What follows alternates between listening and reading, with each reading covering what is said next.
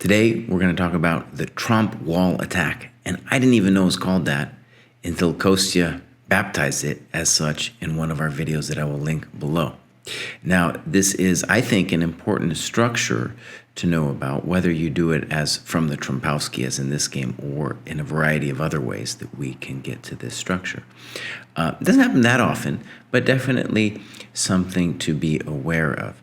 And so the first thing I'll just say is, if you can imagine a system where we put our pawns all on dark squares like this, kind of like a checkerboard, and play knight f3, bishop d3. That attacking setup, which you can use as black as well, is usually called the stone wall. Now, the obvious problem there is, hey, buddy, your bishop's no bueno over here on c1. So wouldn't it be great if we could get the same setup, but with our bishop outside the pawn chain? Okay, obviously pretty interesting. And I will say, the stone wall, even though what I just described looks puerile, dumb, it's very solid, even as a defensive setup. They don't call it the stone wall for a reason. Okay, so let's get into it. And interesting move order here. I would say the simplest way for black to play this position is to play h6. And I don't want to dwell too much on the opening itself, but one of the things that the computer has discovered, or let's say one of the prejudices that we've learned about the computer, is the computer just loves the bishops. And so this position seems like it's okay for white, let's say e4, d6, but in fact it's kind of a bummer that black gets the bishop pair. And this was Anon played some nice games as black here. And the problem with the Tromp in general, viewed from the computer's perspective, is the computer, in a lot of variations of the Tromp, where you play bishop g5, this is the Tromp, you will be giving up your bishop. I guess it's technically a Tory, because the knight's on f3, and the Tromp is technically to bishop g5, but you get my idea. Okay, so c5, I like what Laurent is saying about e4. I don't think it has to be for a rapid game. You could punch a guy in the face just as well in a normal game as in a rapid game. But e3, fine. He talks about queen b6. I think queen b6 has its drawbacks, so let's focus on the game. And now h6. Like I said, if you're going to do h6, might have been better done earlier. And now white has an amazing set of things to consider. One thing I want us to see straight off the bat is that if we are going to play for a Tromp wall, to use Kostya's terminology, then h6 is problematic, because when we dream about the knight on e5, the drawback of the knight on e5 is, well, maybe he's going to kick us someday. But now that h6 has been played, this little loosey-goosey square on g6 will make f6 more unappetizing. And we'll see, it will create some problems in general. Okay, so the first, Laurent talks about bishop f4, and he plays bishop h4. Honestly, I think in the spirit of the Tromp wall, you could totally consider taking this thing and then landing the bad dog on e5, Totally playable. You're going to play f4 next, c3. Let's start the party, baby. Let's start the party. So I think that was totally playable. And I think you just need to see that this is uncomfortable because of this. And there's no easy way to defend c6. Because if bishop d7, knight d7, the king's kind of hokey out there. All right, so that was the first option for white that's kind of interesting in terms of the Tromp wall. Okay, bishop h4, bishop e7.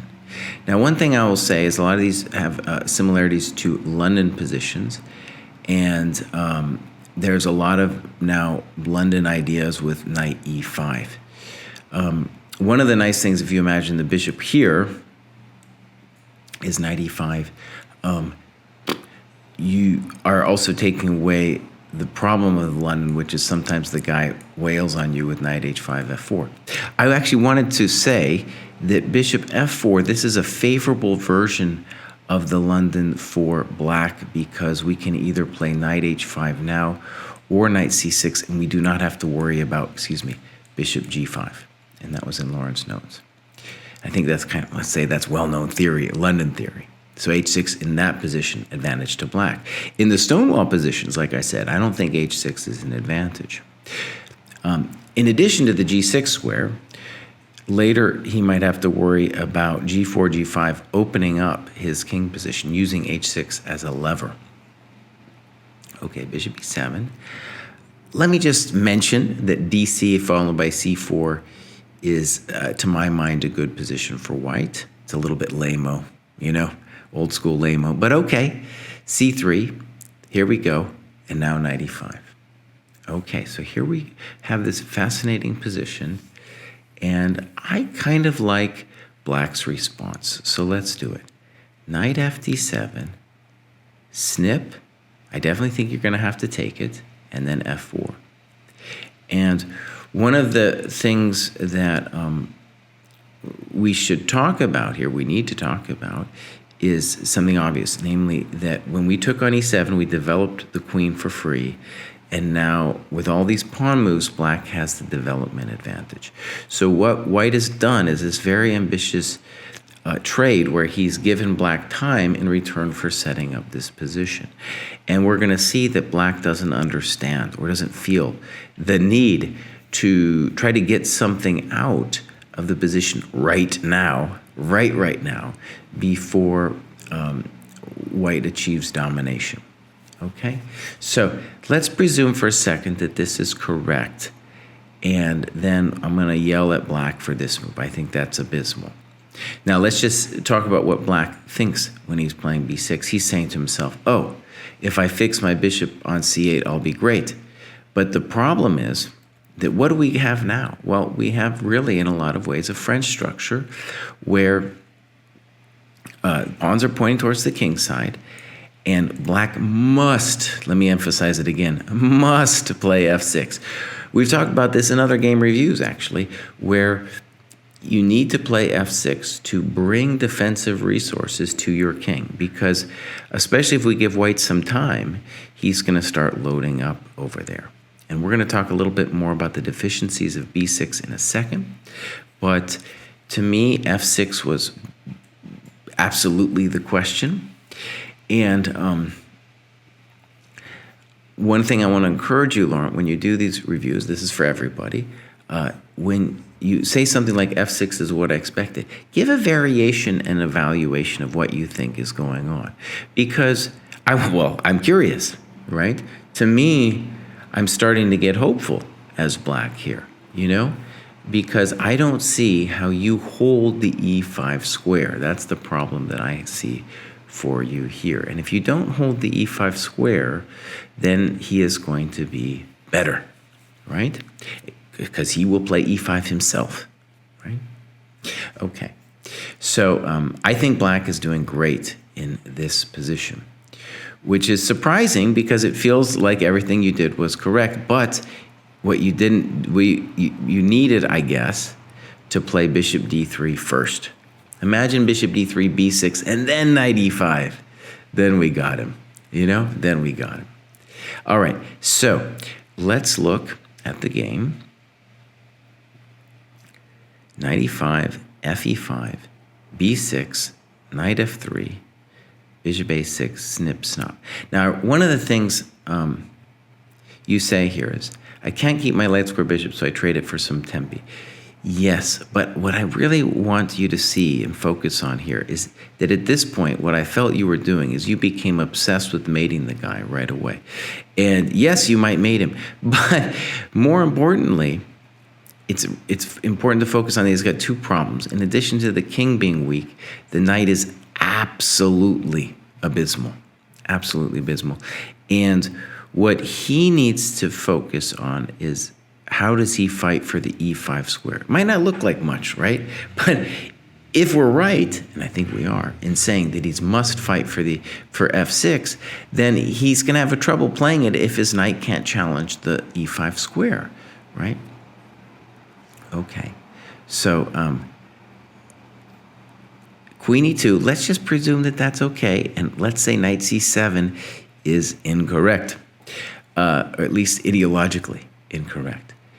Ideologically correct would have been knight b8 exclam followed by knight c6. Why? Because we must, I repeat, must fight for the e5 square, right? Because we will have to play f6. There's no doubt about it. Okay, knight c7, and then this looks weird. This looks really weird. Now, you give a variation with g4. To my mind, I just want you to castle long, buddy. We can talk about h4 and g4 later, but you must castle long. You must castle long. Just do it, and then we're going to start opening them up. In particular, what you should say to yourself is, here's the thing I get. I think I've understood about this kind of thing, and you see it, like, for example, in the Fischer-Miag-Mazurin 1967 game, that of paramount importance to us is not necessarily trying to mate the king directly, but just making f6 as unpleasant as possible, right? So we just, on every move, we want to have a sense of like, oh, how am I stopping him from achieving h6? Nota bene, no one knows what's going on with Mr. Knight over there. No one knows. All right, here we go. h4,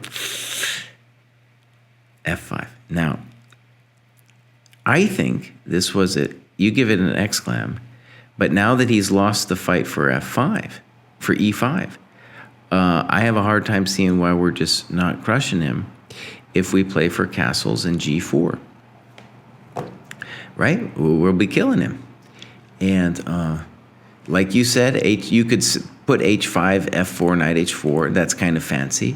But look, in all these positions, where is the knight on c7 going? The knight on c7 has nothing anymore. So what I want you to see about your decision-making process, again, is I believe, as a chess psychologist, that what you're focused on is how do I open the king instead of, oh, after f5, the knight's gone. It's absolutely gone. It's going nowhere. Whether you play h5 or castles long, it doesn't matter. He's going nowhere. You know, he has completely got two problems now, the king and the knight. Okay. So, ef6, mistake. Now we're going to ponder something here. How should he recapture? Well, my friends, now you know he should absolutely take with the pawn.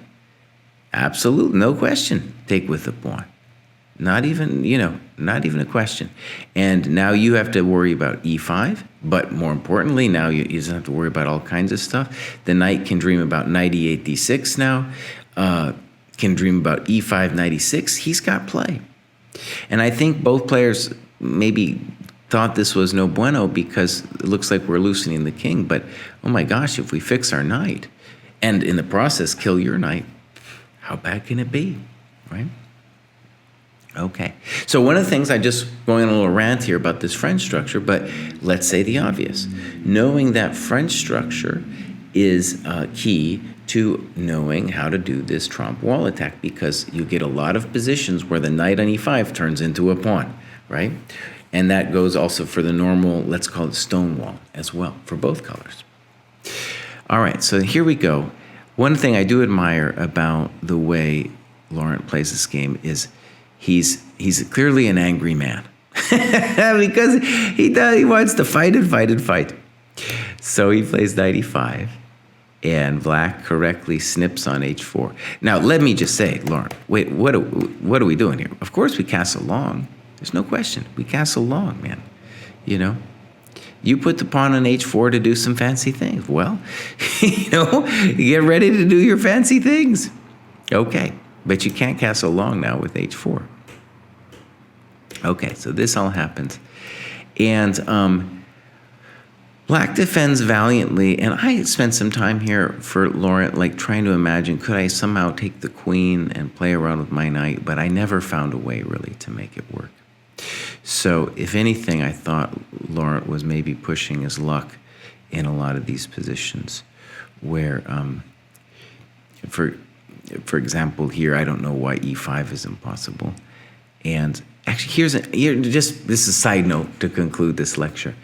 When you've got the queen and king endgame, Be active with the king. So what does black do? He just sits. No, play king g8 or g6. G6 with the idea of king g7, king f6, king e5. Attack, attack. And the reason, I mean, it's fundamentally murky endgame, but the reason black should be hopeful is his pawns are closer to the edge of the board than white's. And in these endgames, it's all about the passed pawns. All right, so they muck about a bit. And what are we going to say? Queen b3. Again, you should play king h7. Bring the king up. And then we get some murky murks, and black is determined to go for a draw. And where he is right is that when you get the exposed king like white here has, it's very hard to stop the draw. And yeah, then they make it. What black was really determined to force it. Why black is determined to force it, I don't quite know. They lost the match and stuff like that. Okay, so I hope you enjoyed the lecture. And I think you should definitely check out Kostya's lecture. He's the one who named it the Tromp wall. And I think names are important because they kind of give us a reference point for how to think about various positions, including this one. Okay, so till next time, bye-bye.